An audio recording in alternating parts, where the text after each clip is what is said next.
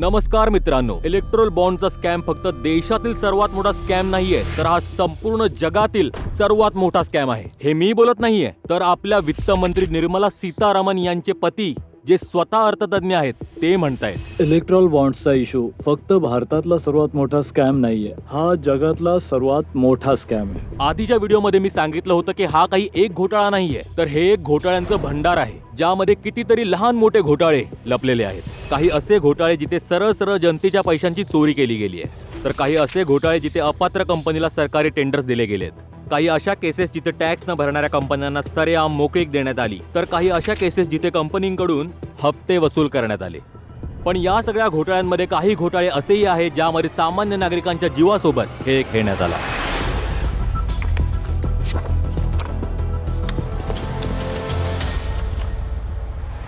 Video सुरू करण्यापूर्वी एक छोटासा अपडेट. ध्रुव राठी अकॅडमीवर माझा तिसरा कोर्स लॉन्च झालेला आहे मित्रांनो, द यूट्यूब ब्लूप्रिंट. जर तुम्ही यूट्यूबवर पार्ट टाइम जॉब किंवा फुल टाइम करिअर करू इच्छिता तर हा कोर्स तुमच्यासाठी आहे. या 7.5 तासांच्या कोर्समध्ये मी तुम्हाला त्या सर्व गोष्टी शिकवतो ज्यांची तुम्हाला गरज आहे एक सक्सेसफुल यूट्यूबर बनण्यासाठी. जर तुम्ही इच्छुक असाल तर हा QR कोड स्कॅन करा किंवा याची लिंक खाली डिस्क्रिप्शन मध्ये दिलेली आहे एका कुपन कोड सहित.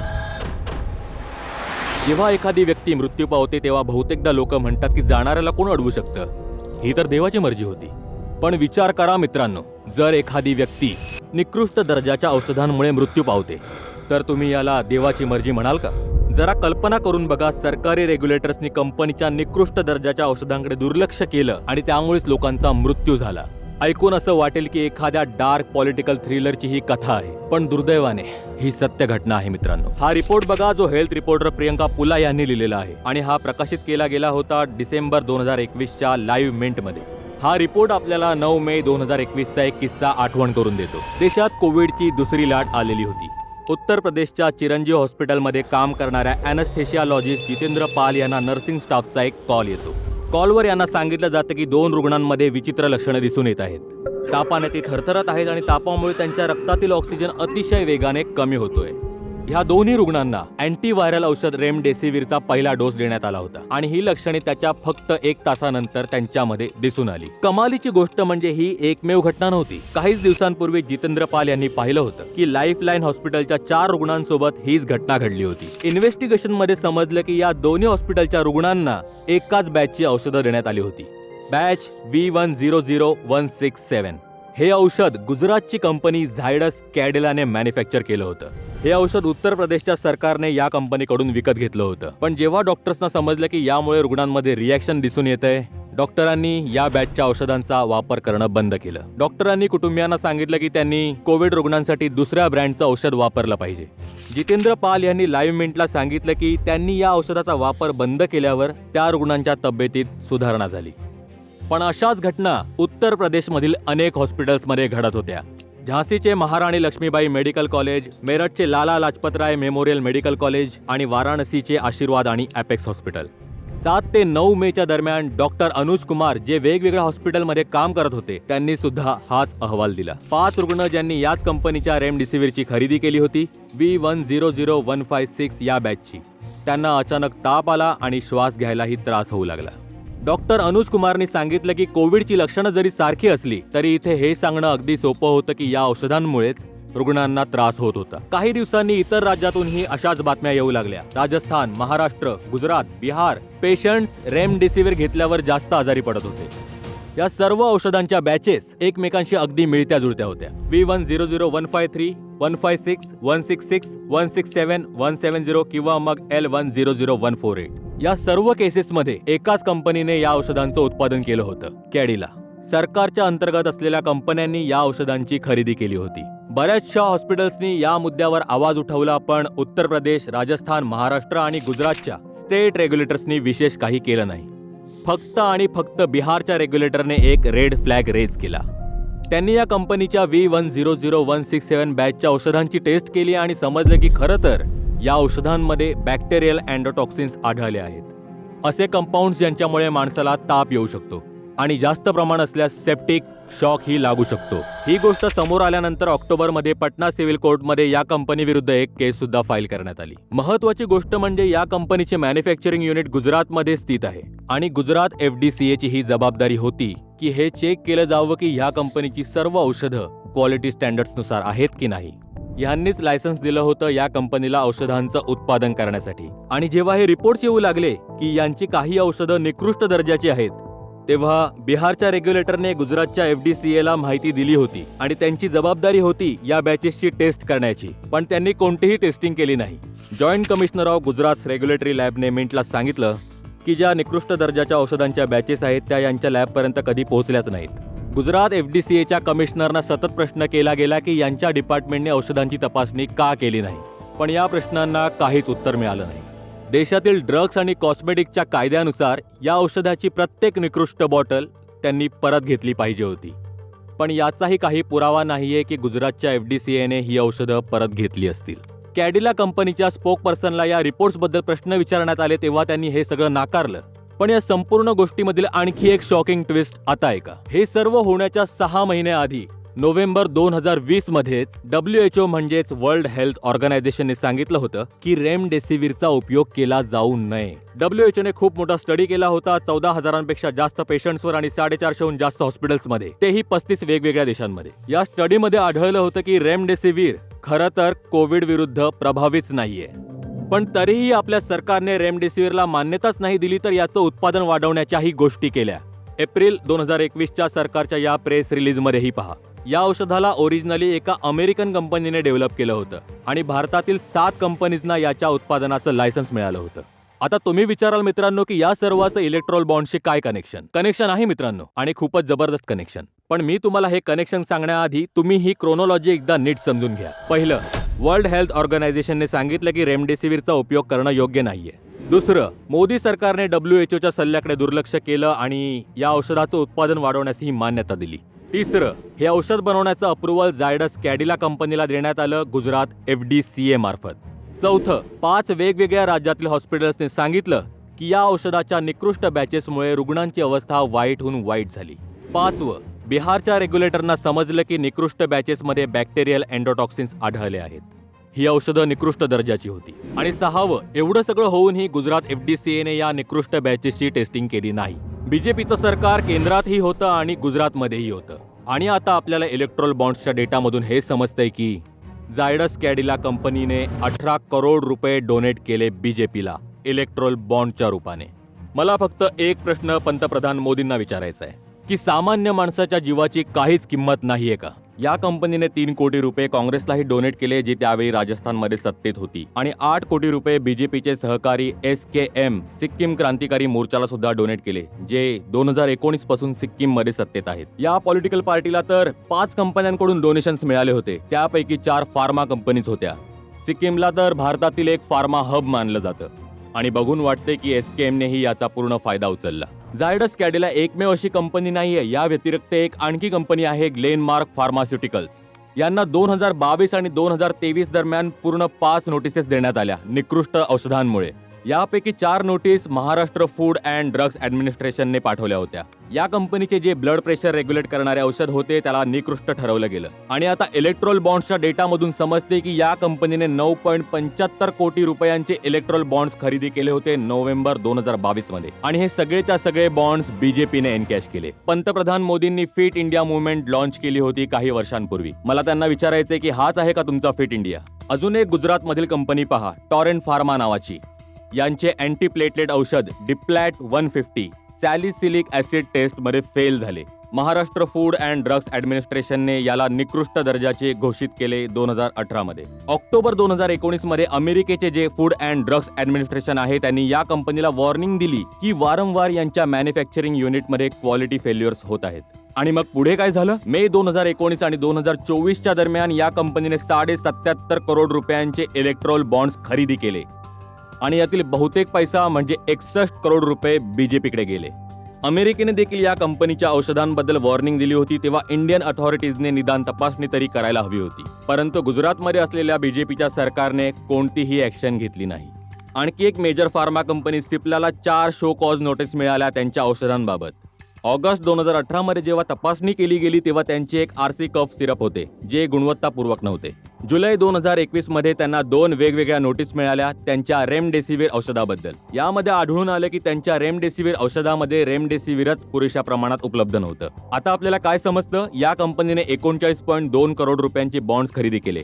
त्यापैकी 37 करोड रुपयांची देणगी बीजेपीला गेली आणि 2.2 करोड रुपयांची देणगी काँग्रेसला गेली.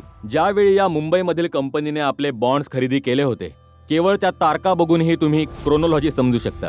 जुलै 2019 आणि ऑक्टोबर 2019 मध्ये या कंपनीने इलेक्ट्रॉल बॉन्ड्स खरेदी केले. पण नोव्हेंबर 2019 मध्ये बीजेपी सत्तेतून बाहेर पडते आणि उद्धव ठाकरे महाराष्ट्राचे नवीन मुख्यमंत्री बनतात. ते मुख्यमंत्री म्हणून राहतात जून 2022 पर्यंत. त्यानंतर बीजेपी युतीचे सरकार पुन्हा येते आणि मग आपल्याला काय बघायला मिळतं? या कंपनीने नोव्हेंबर 2022 मध्ये पुन्हा इलेक्ट्रॉल बॉन्ड्स खरेदी केले. देणगी द्या, व्यापार घ्या यांची जी ही स्कीम आहे ती या इलेक्ट्रॉल बॉन्ड्सच्या घोटाळ्यातील फक्त एक पैलू आहे. तुम्हाला वाटेल की चला आपलं काय जातंय, एखाद्या कंपनीने देणगी दिली आणि त्यांना त्याचा फायदा मिळाला, इतर कंपन्यांचं नुकसान झालं, अरे आपलं काय जातंय. काही जण हा सुद्धा विचार करतील की जनतेचा पैसा आहे, थोडासा लुटला असेल, कंपनीला काही एक्स्ट्रा अमाऊंट देऊन त्यात काय. पण काय तुमच्यात हिंमत आहे? ही केस ऐकूनही तुम्ही म्हणाल की त्यात काय. हे कफ सिरपचं औषध फक्त मोठ्यांना दिलं जात नाही तर लहान मुलांनाही दिलं जातं ज्यांचं वय 6 वर्षांपेक्षा जास्त आहे. डिसेंबर 2022 ची ही बातमी वाचा. उझबेकिस्तानमध्ये 18 मुलांचा मृत्यू झाला निकृष्ट दर्जाचे कफ सिरप प्यायल्यामुळे. पुढच्या महिन्यात जानेवारी 2023 मध्ये WHO ने या मुलांच्या मृत्यूचा संबंध 2 दूषित कफ सिरप सोबत जोडला, ॲब्रोनॉल सिरप आणि DOK1 max syrup. Laboratory analysis केलं तेव्हा हे समजले की या दोन्ही प्रोडक्ट्समध्ये खूप जास्त प्रमाणात डायइथायलिन ग्लायकॉल किंवा इथायलिन ग्लायकॉल आहे. या दोन्ही कफ सिरपचे मॅन्युफॅक्चरिंग केले गेले होते उत्तर प्रदेशमधील एका कंपनीमार्फत, मॅरियॉन बायोटेक, आणि डिस्ट्रीब्यूट केले गेले कॉरामॅक्स मेडिकल मार्फत उझबेकिस्तानमध्ये. पण उझबेकिस्तान ही अशी एकमेव केस नव्हती. या बातम्या बघा. गांबिया आणि कॅमरूनमध्येही दूषित कफ सिरपमुळे मुलांचा मृत्यू झाला. मॅरियन बायोटेक व्यतिरिक्त आणखी 2 इंडियन कंपनीचं इथं नाव येतं. हरियाणामधील मेडन फार्मास्युटिकल्स आणि मध्य प्रदेशमधील रेमान लॅब्स. टोटल 141 मुलांचा मृत्यू झाला आणि मारियन बायोटेकचा संबंध इथे 68 मुलांच्या मृत्यूशी आहे. जेव्हा उझबेकिस्तानमध्ये ही घटना घडली तेव्हा त्यांच्या सरकारने यावर काय ऍक्शन घेतली? त्यांच्या मिनिस्ट्री ऑफ हेल्थने सर्व औषधांवर बंदी घातली जी कॉरामॅक्स तर्फे इम्पोर्ट केली जात होती. जानेवारी 2023 मध्ये त्यांच्या कोर्टने या कॉरामॅक्स मेडिकल कंपनीचे लायसन्स सुद्धा रद्द केले. असा निर्णय घेण्यात आला की उरलेल्या औषधांपैकी जेवढी औषधे या कंपनीतर्फे आलेली आहेत ती नष्ट करण्यात येतील. तिथल्या कोर्टाने 23 जणांना तुरुंगवास ठोठावला. 2 ते 20 वर्षांपर्यंत तुरुंगवास ठोठावण्यात आला जे जबाबदार होते त्यांना. त्यांपैकी एक इसम आहेत रघवेंद्र प्रताप सिंग, कॉरामॅक्स मेडिकलचे इंडियन एक्झिक्युटिव्ह डायरेक्टर. त्यांना 20 वर्षांचा तुरुंगवास ठोठावण्यात आला. इंडियामध्ये तपासणी केली गेली central drug standard control organization मार्फत. या कंपनीने बनवलेल्या कफ सिरपचे 22 सॅम्पल्स टेस्ट केले गेले आणि सापडलं की ते दूषित आहेत. रॉयटर्सने रिपोर्ट केलं की मारियन बायोटेकने जे प्रॉपलिन इंग्रेडियंट्स खरेदी केले ते माया केमटेक इंडिया या कंपनीकडून खरेदी केले होते आणि या कंपनीकडे फार्मास्युटिकल ग्रेड मटेरियल विकण्याचे लायसन्स सुद्धा नव्हते. त्यांना फक्त इंडस्ट्रियल ग्रेडचे लायसन्स दिलेले होते. इथे फरक हा आहे की इंडस्ट्रियल ग्रेड प्रॉपलिन ग्लायकॉल जे आहे ते खरं तर टॉक्सिक असतं माणसांसाठी.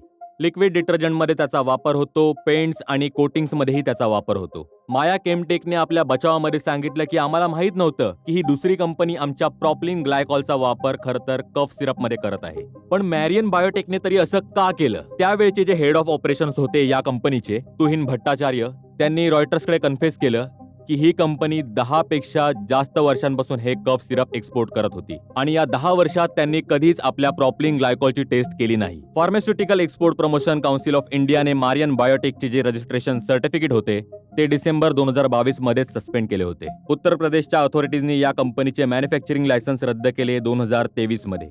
3 कर्मचाऱ्यांना अटकही करण्यात आली. या कंपनीचे 2 डायरेक्टर सचिन जैन व जया जैन यांच्या विरोधात FIR ही करण्यात आली.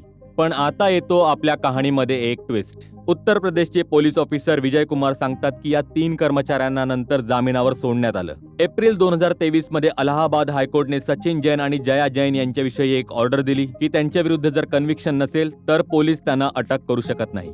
ऑक्टोबर 2023 मध्ये रिपोर्ट येतो की या कंपनीला परवानगी देण्यात आली आहे फॅक्टरी पुन्हा उघडण्यासाठी. असं कळते की उत्तर प्रदेशच्या सरकारने 14 सप्टेंबरला यांच्याविषयी ऑर्डर दिली होती. या ऑर्डरमध्ये असं लिहिलंय की ज्या प्रोडक्ट्समध्ये प्रॉपिलिन ग्लायकॉलचा वापर होतो ते बनवण्याची आम्ही परवानगी देत नाही, पण त्या व्यतिरिक्त इतर प्रोडक्ट्स बनवण्याची आणि त्यांना विकण्याची परवानगी कंपनीला आहे. ही केस सुद्धा एकमेव केस नाहीये मित्रांनो. अशीच गोष्ट अजून एका कंपनीसोबत पाहायला मिळते. सप्टेंबर 2023चं हे न्यूज आर्टिकल नीट बघा. जम्मू आणि काश्मीरच्या उद्धमपूर जिल्ह्यामध्ये 12 मुलांचा मृत्यू झाला. यातील काही मुलांचं वय फक्त 2 महिने होतं, कोणी 1 वर्षाचं होतं तर कोणी 2 वर्षाचं. यांचा मृत्यू झाला कारण त्यांनी एक असे कफ सिरप घेतले ज्यामध्ये डायइथायलिन ग्लायकॉल खूप जास्त प्रमाणात वापरले होते.